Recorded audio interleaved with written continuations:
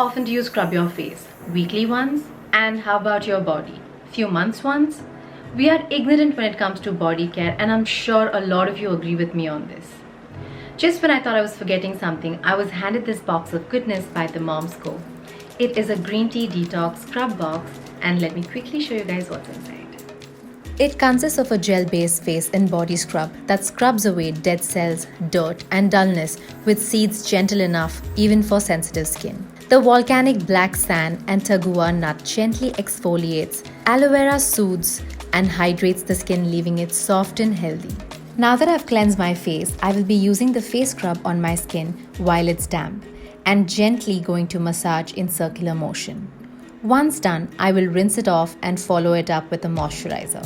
Following the same steps as above, I will be scrubbing my body now. This body scrub has volcanic black sand, apricot seed and vitamin C that helps in hydrating the skin, controls excess sebum and acne, and gently detoxes the skin, giving a smoother and brighter skin. I love how my skin feels. Self-care is not just about the face but also the whole body.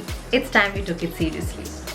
Best part about the brand is that all these products by the Moms Co are all natural, safe and toxin free.